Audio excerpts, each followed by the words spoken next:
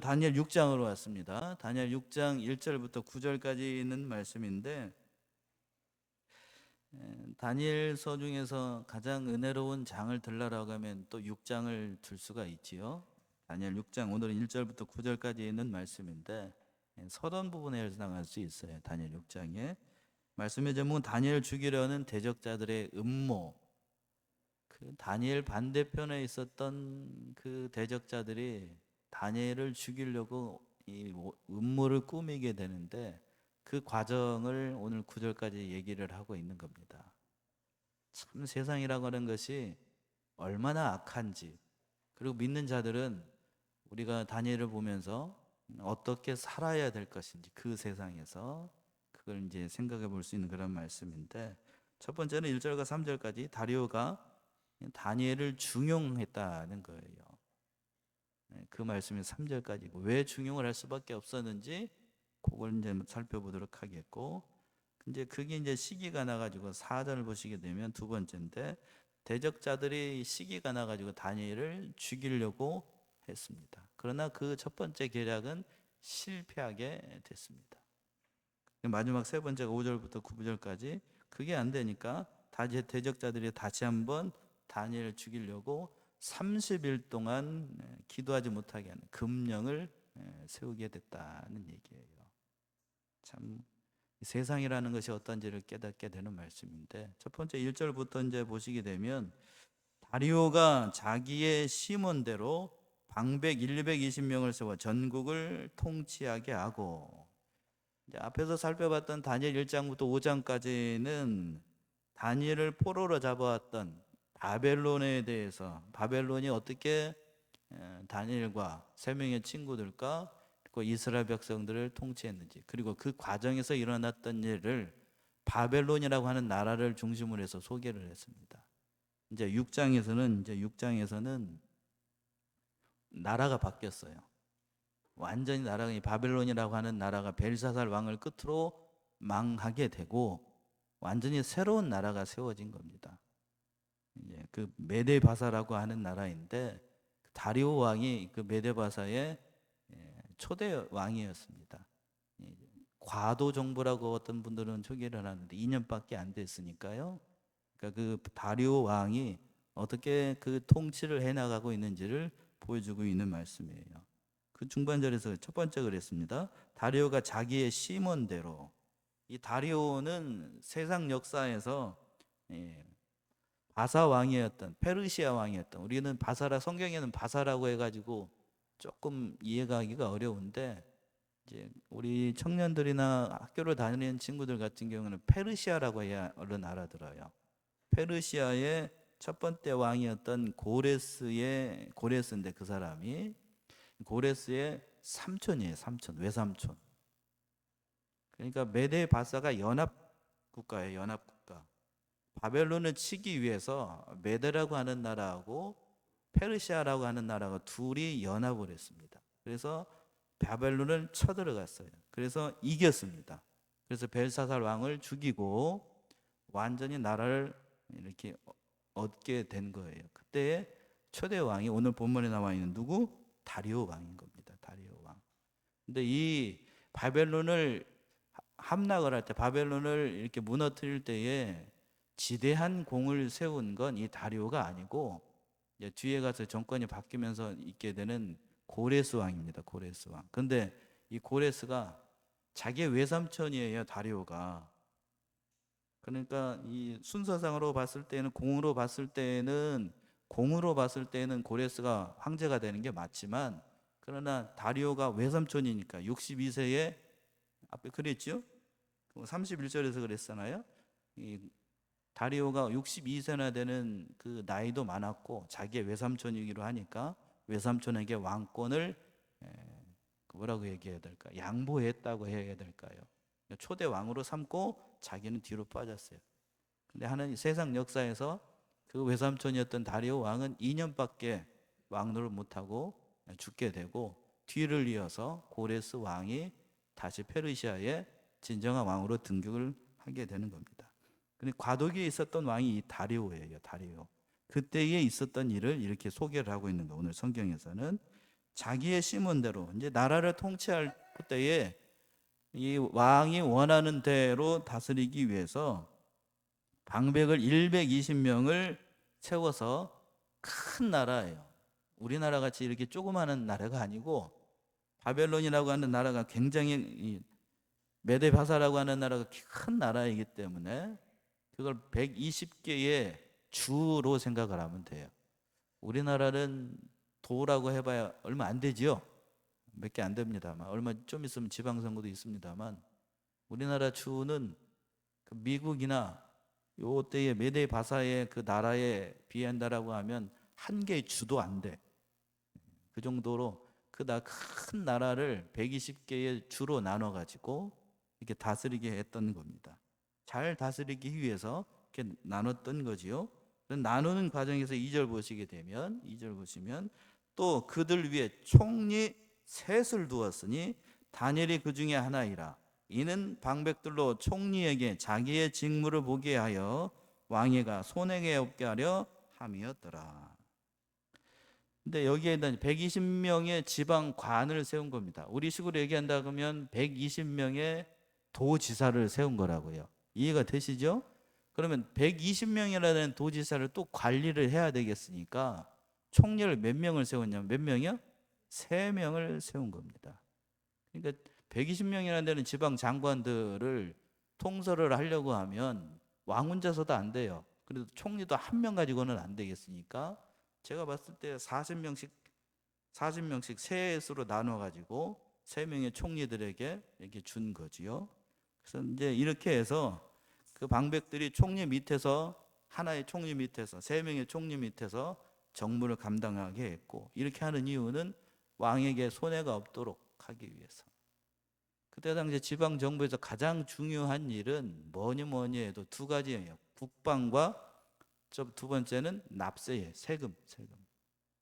그러니까 국방의 의무, 납세의 의무를 제대로 하기 위해서는 이 지방에 있는 장관들이 일사불란하게 움직여야 되고 사사로이 그 세금이 제일 중요한데 세금을 잘못된 방법으로 이렇게 취하게 되면 나라가 어지러워지게 되니까 그걸 감독하기 위해서 120명이나 되는 지방 장관들을 세우고 그 사람들을 또 감독하기 위해서 3명의 총리를 세우게 됐던 겁니다. 그 중반절에서 그랬어요. 다니엘이 그 중에 하나였습니다. 근데 다리오 왕은 다니엘을 그 3명의 총리 가운데 한 사람으로 임명을 했는데 그 당시 이 다니엘의 나이가 몇 살이었냐면 지난주에도 한번 말씀드린 것 같아요. 80세가 넘는 고령이었습니다. 몇 살이요? 80세. 우리 80세가 넘으신 분이 몇 분 계신 것 같은데요. 80세가 넘었던 고령의 나이에 일국의 총리, 그것도 수석 총리가 된 거예요. 그러니까 이걸 보게 되면 그 나라의, 그러니까 바벨론 나라의 망한 나라의 총리 대신이었어 다니엘은.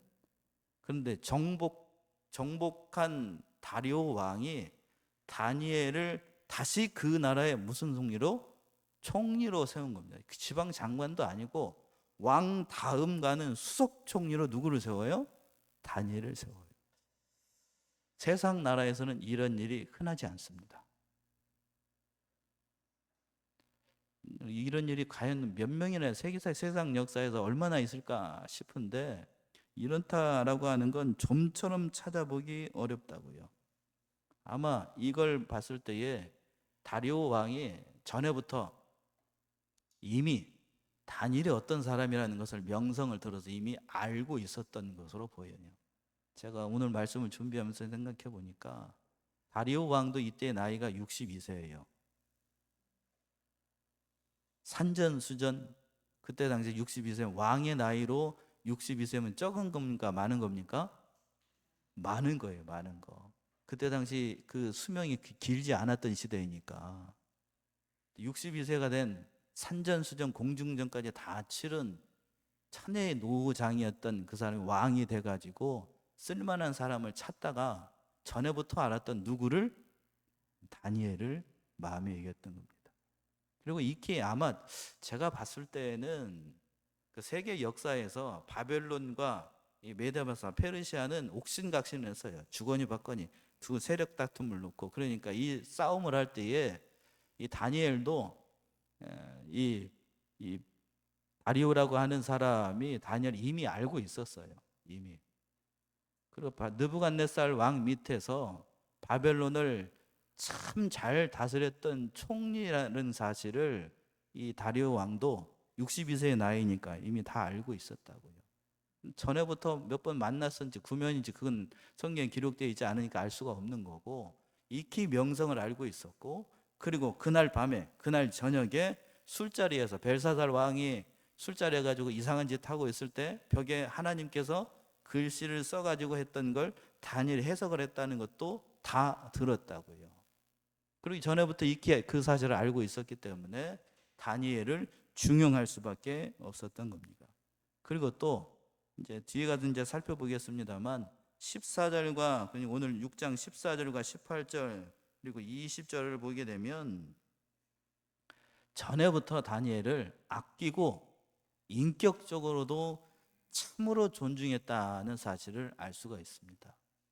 어느 분이 한번 14절 한번 읽어보시겠습니까? 14절.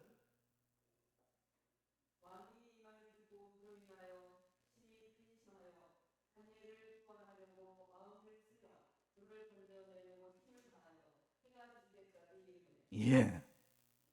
이제 이 말이 무슨 얘기냐면 다음 주에는 살펴보게 돼요. 다니엘이 모략에 빠져가지고 계략에 빠져가지고 사자골에 들어갈 수밖에 없는 지경에 빠졌어요. 그 소식을 듣고 다리오 왕이 다니엘을 어떻게 해보려고?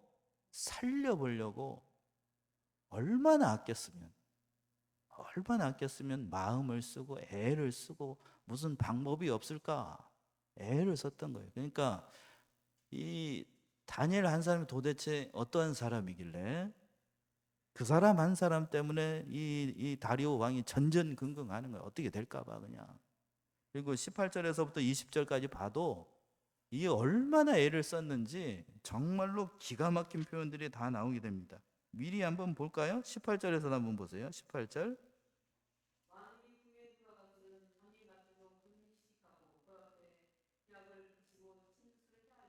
예, 왕이 다리오 왕을 얘기를 하는 거예요. 궁에 돌아가서는 밤이 맞도록 뭐를 했어요? 금식했어요. 우리 말로 쉽게 표현하면 금식기도 한 거라고요. 철야 금식기도. 누구 때문에? 다니엘 때문에. 62세의 다리오 왕. 그만큼 전에부터 이 다니엘에 대한 소문을 익히 알고 있었고, 다니엘을 직접 만나보니까 더 대단한 사람이라는 걸 알았던 거지요. 홀딱 세상 말로 그냥 홀딱 빠졌던 거예요, 다니엘한테. 그러니까 자기와 함께 목숨을 바쳐서 바벨론을 멸망시키고 다른 총리들 두 사람이 개국공신이라고, 개국공신. 그 다른 개국공신들을 중용한 게 아니고 정복국의 총리 대신을 자기의 1등 참모로 세워가지고 그것도 수석 총리로 삼았던 거예요. 믿어집니까? 여러분 같으면 이런 일을 하실 수 있겠어요? 쉽지 않은 거네, 쉽지 않은 거. 그 모든 일들을 맡겼던 사람이 다니엘이었습니다. 그 이유가 3절에 나와요. 3절. 왜 다니엘을 세울 수밖에 없었는가? 3절이죠. 다니엘은 마음이 민첩하여 총리들과 방백들 위에 뛰어남으로 왕이 그를 세워 전국을 다스리게 하고자 한지라. 다니엘은 마음이 어떻다고 되어 있어요? 민첩했다라고 얘기하고 있습니다. 다리오 왕이 다니엘을 총리로 임명한 이유가 단순히 바벨론 제국의 그 고위 관리들, 그 바벨론에서 이 다니엘이 오랫동안 정치를 한 노장이기 때문이 아니고, 정말 80세가 넘는 고령임에도 불구하고 만나보니까 그 영혼이 맑고 그 지혜가 충만하고 탁월한 그러한 능력이 있는 사람이라는 걸 보는 순간 한 거예요. 보는 순간. 앞에서 제가 계속 얘기합니다. 다리오 왕의 나이가 몇 살이었다고요? 62세. 저기 우리 연세 드신 우리 저기 어르신들 그쯤 나이가 되면 젊은 사람들 머릿속에 있는 생각을 압니까 모릅니까? 예? 안 보여요? 자식들 머릿속에서 무슨 생각을 하고 있는지, 손자들 머릿속에서 무슨 생각을 하고 있는지 알아요, 몰라요? 모른다고요? 저는 다 보이던데. 고우진이 머릿속에서 무슨 생각을 하고 있는지, 이 자리에서 얘기하기가 그런데 뭔 생각을 하고 있는지 다 보입니다. 우리 아이들 키우시는 부모님 보이나요, 안 보이나요? 보이지요? 저만 그런 게 아니지요. 그런데 모른 척 할 뿐이지요. 한 일국의 왕으로, 그것도 황제가 되어서 여러 사람들을 만나본다고요. 말 한마디 몇 마디 해보면 그 사람이 어떤 사람인지 금방 알아요. 금방 안다고. 근데 다니엘을 딱 보는 순간 성경이 그대로 표현하고 있잖아요. 마음이 어떻다고요? 민첩했어요. 개역 성경은 마음이 민첩했다라고 번역을 하고 있는데, 이걸 영어 성경은 뭐라고 번역을 했냐면 그의 안에 탁월한 영혼이 있었다, 이렇게 번역했어요. 그의 마음 안에 탁월한 영혼이 있었다. 마음을 히브리어는 루하를 해요. 루하. 그러니까 그 영혼이 맑고 정말 하나님의 지혜와 성령으로 충만하였다라는 뜻이에요. 그 일평생 17세의 나이에 그때 다니엘의 모습이나 한참 뒤에 70년이 지나고 난 다음에 다니엘의 모습이 한결같았다라는 뜻입니다. 제가 말씀을 준비해서 그런 생각이 들었어요. 이런 사람도 세상에 있을까? 제가 감히 말씀드리면 성경에나 있을 법한 사람이다. 저는 그렇게 생각이 들었습니다. 세상에 이런 사람들이 있다라고 하면 세상이 이 지경이 되지는 않을 겁니다. 동의하십니까? 이런 사람이 대한민국에 전 세계에 10명만 있어도 세상 걱정할 일이 없을 것 같아. 참 대단한 사람이었다. 다시 한번 고개가 절로 숙여지는 그런 사람인 걸 느끼게 됐어요. 왕도 그래가지고 너무 뛰어나니까, 총리뿐만 아니라 방백들 위에 뛰어나니까 왕이 그를 세워 어디를 다스려요? 전국을 다스리게 됐어요. 왕 다음 권세를 바로 다니엘에게 줬던 겁니다. 그 능력만 출중했다는 게 아니고 지적인 면이나 그리고 도덕적인 면이나 그리고 인격적인 모든 면, 심지어는 영적인 면까지 탁월했던 사람이에요. 어느 것 하나 빠지는 게 없는 그런 사람이었다는 거예요. 그러니까 이 다리오 왕이 홀딱 빠질 수밖에 없는 거죠. 이해가 돼요. 이해가 돼. 그래서 전국을 다스리게 했습니다. 그러나 이것이 다니엘에게는 더 없는, 말할 수 없는 하나님의 은혜가 임한 거고 더 없는 영광을 누린 것이지만, 반대편으로 얘기한다라고 하면 그의 대적자들, 정적들에게는 더할 수 없는 먹잇감, 그를 어떻게 해서든지 죽일 수밖에 없는 핑계거리로 만들 수밖에 없었던 거예요. 그래서 4절의 말씀이 그래서 나온 겁니다. 4절 보시게 되면 4절이요. 이에 총리들과 방백들이 국사에 대하여 다니엘을 고소할 틈을 얻고자 하였으나 능히 아무 틈 아무 허물을 얻지 못하였으니 이는 그가 충성되어 아무 그렇함이 없고 아무 허물도 없음이었더라.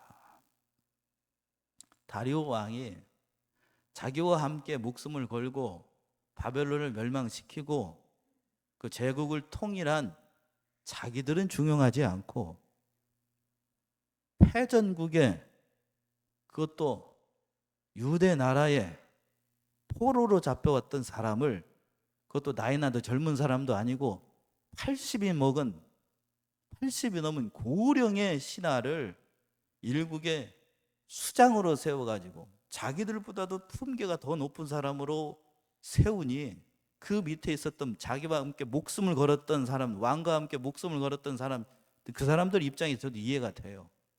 저 사람을 중용을 한다고? 나는 왕과 함께 이 나라를 세우기 위해서 모든 걸 다 걸고 심지어는 목숨까지 걸고 이 바벨론에 침략해 와가지고 이 도성을 함락을 시켰는데, 이 바벨론은 100번 양보해가지고 이 다니엘은 100번 양보해가지고 한 게 뭐예요? 아무것도 없죠. 전쟁 물자를 대보기를 해서 화살을 한번 쏴보기를 해서. 근데 그 사람을 중용을 하니까 그 밑에 있었던 수하에 있었던 총리들과 다른 사람들이 시기가 일어날 수밖에 없었던 겁니다. 그래서 칼빈이 그렇게 얘기를 하더군요. 이러한 일들은 모든 시대, 모든 나라에서 흔하게 일어나는 일이다. 그때만 일어난 게 아니고 오늘날 우리 대한민국 형편에서도 이런 일은 일어나고 있습니다. 어느 시대나 다 있는 일이에요. 그러니까 이 사람을, 이 다니엘을 제거하기 위해서 거기에 있었던 사람들이 고소할 틈을 얻고자 했습니다.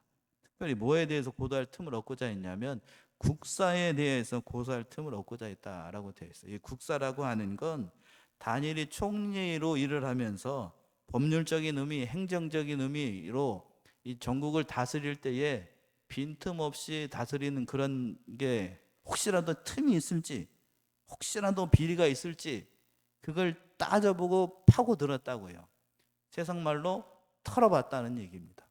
근데 털어서 먼지가 났다고요, 안 났다고요? 먼지가 안 났어. 저와 여러분들은 털어서 먼지가 납니까, 안 납니까? 동의가 안 되십니까? 털면 먼지가 나와요, 안 나와요? 나옵니다. 근데 여기 있는 다니엘은 털었는데 먼지가 나온다고 안 나온다고? 안 나와, 안 나와. 이런 괴물 같은 사람이 그때 있었어요. 그 하반절의 말씀이 그 말 아닙니까?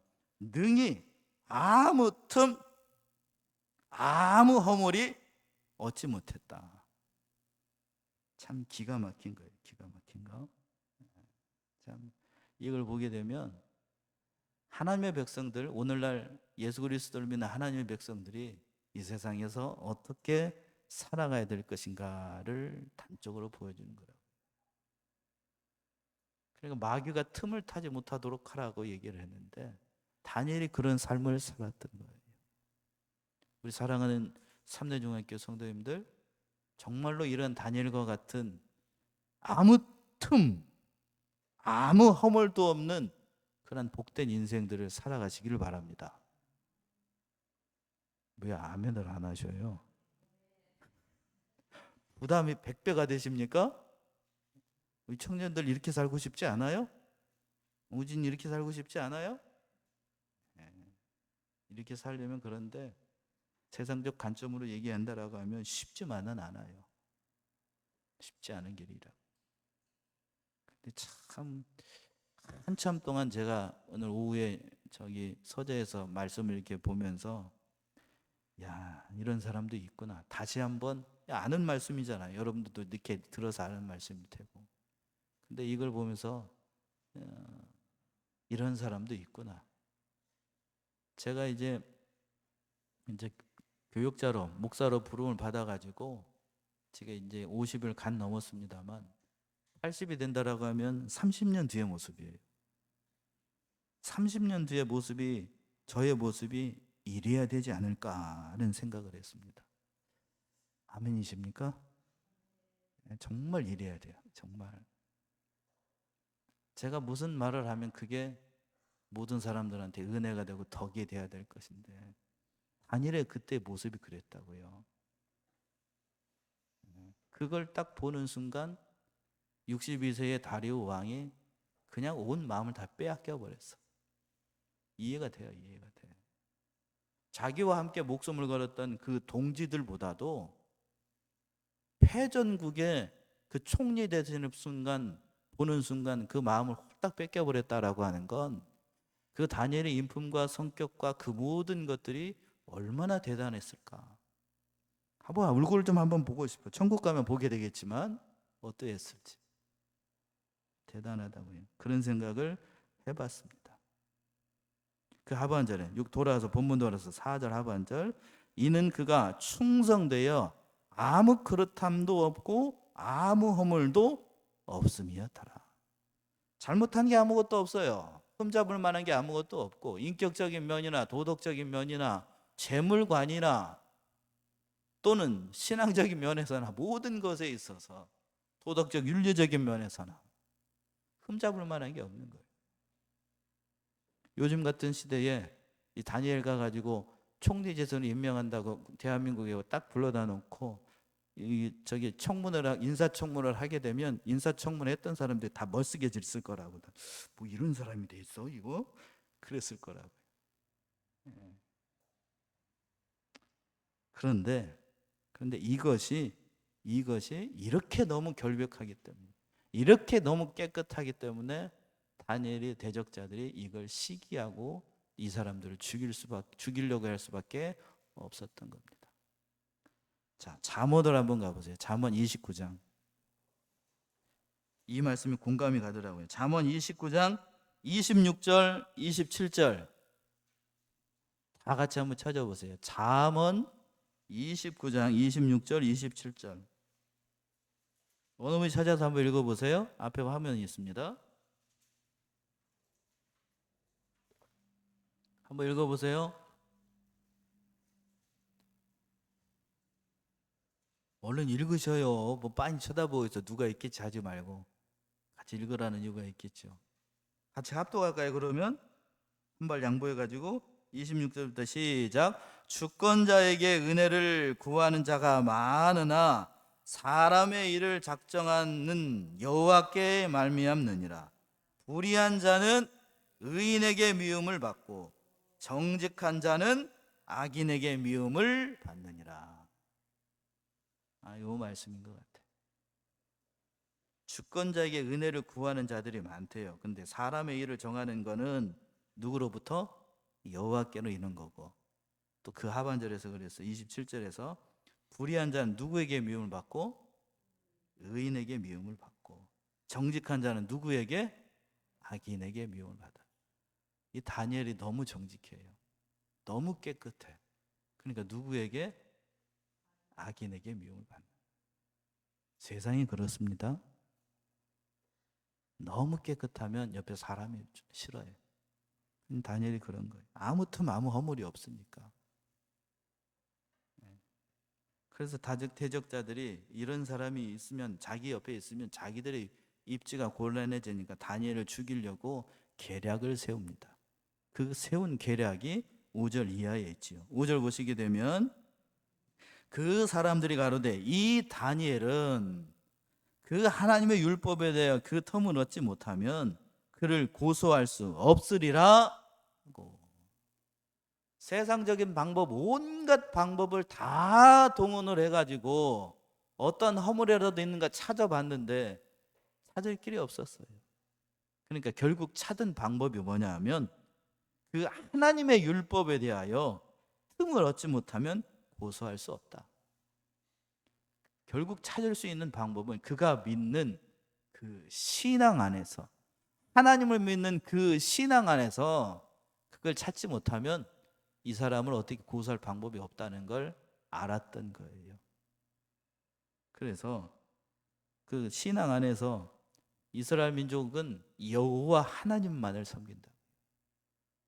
그 여호와 하나님만을 섬기고 우상을 섬기지 않는 것, 그걸 가지고 함정을 만들고 계략을 만들지 않으면 다니엘은 어떻게 해볼 방법이 없다는 것을 알았던 겁니다. 그래서 그 계략을 세워요. 세운 계략이 6절에부터 나오지요. 6절 보시게 되면, 이에 총리들과 방백들이 모여 왕에게 나아가서 그에게 말하되 다리오 왕이여 만세소를 하옵소서. 자, 여기서 보시게 되면 6절 이해라는 말로 시작을 하고 있어요. 이해라는 말은 문자적으로 그때라는 말인데, 그때라는 말은 앞에서 그랬습니다. 어떤 틈을 얻지 못하면 이 다니엘을 고소할 수 없다는 사실을 깨닫고, 거기에 있는 총리를 비롯해 가지고 몇몇 사람들 모여 가지고 이렇게 해서 다니엘을 죽일 함정을 만들자라는 계략이 갖춰진 거예요. 계략을 세우고 그 계략을 세운 대적자들이 누구 앞에 찾아간 거예요? 지금 왕 앞에 찾아간 겁니다. 그리고 난 다음에 그 계략을 매략이 전에 먼저 그 하반절에 있는 것처럼 5절 하반절에 있는 것처럼 6절 하반절에 있는 것처럼 그에게 말했대. 다리오 왕이 뭐옵소서? 만세스라 없어서. 아버지요. 자기들만이 왕을 위하는 사람인 것처럼 잔뜩 아부를 해놓고, 그리고 난 다음에 7절처럼도 얘기를 합니다. 7절 보시면 나라의 모든 총리와 수령과 방백과 모사와 관원이 의논하고 왕에게 한 율법을 세우며 한 금령을 정하실 것을 구하여 하였는데, 자 여기까지 보고 그 목이 왕을 위해서 어떻게 하면 이 나라를 잘 다스릴까 해가지고 문무백관들이 다 모여가지고 한 가지 금령을 세웠습니다. 잘 들어주시고 이것이 합당하다면 왕께서 허락해 주세요 라고 이렇게 구하는 겁니다. 그래서 구하는 내용이, 그 만든 내용이 그 하반절에 있어요. 왕이여, 그것은 곧 이제부터 며칠 동안 30일 동안에 누구든지 왕 외에 어느 신에게나 사람에게나 무엇을 구하면 사자굴에 던져 넣기로 금령을 만들었습니다.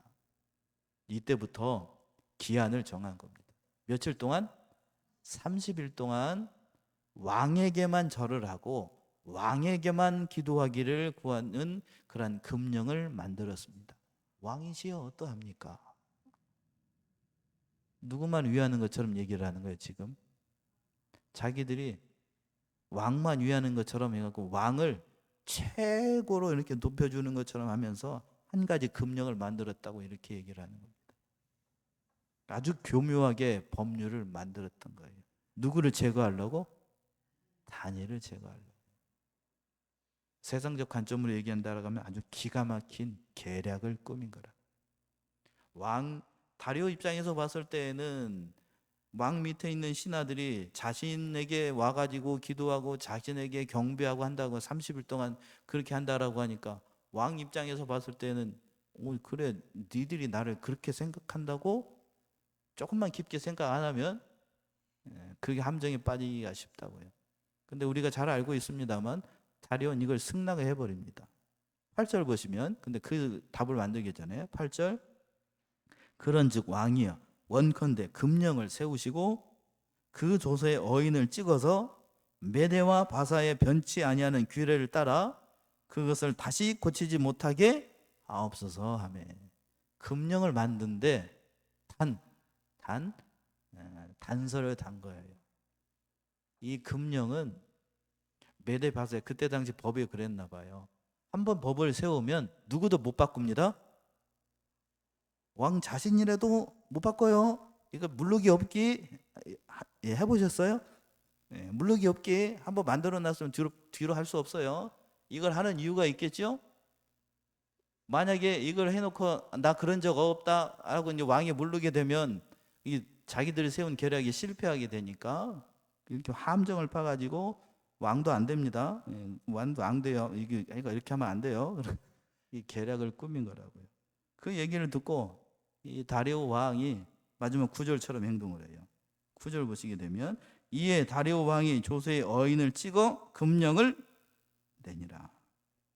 이 다리오 왕은 다니엘의 대적자들이 그 금령을 만들어 가지고 다니엘을 설마 죽이겠느냐라는 생각은 하지도 못하고 꿈에도 생각하지 못했지요. 오직 자기를 높이기 위해서, 자기에게 어떤 의미에서 본다라고 하면 자기를 이렇게 높여주기 위해서 이 법령을 만든 줄로 알지, 그걸 통해서 다니엘을 제거해 보려고 이 법을 만든다고는 꿈에도 생각하지 못했어. 그래가지고 그 어인은 만든 그 법률에다가 왕으로서 도장을 쾅 하고 찍어준 겁니다. 그래서 그 결과가 어떻게 될 것인가, 그 결과는 다음 주에 살펴보도록 하겠습니다. 이 말씀 속에서, 오늘 이 말씀 속에서 정말로 다니엘이 어떠한 사람인지, 우리 사랑하는 삼례주한교 성도님들이 어떠한 핍박과 환난과 모략이 있어도 하나님 앞에 정말로 빈틈없이 모든 일을 행하였던 다니엘을 보면서 우리 사랑하는 성도님들이 이와 같은 신앙으로 80이 안 되신 분들은 장차 우리의 그 노년의 모습이 다니엘과 같은 그러한 신앙의 사람으로 자라나가길 원하고, 우리 하나님 앞에 갈 때에 그 모든 면에서 참으로 귀하고 귀한 믿음의 성도들로 다 자라나가시기를 주님의 이름으로 축원합니다. 기도하겠습니다.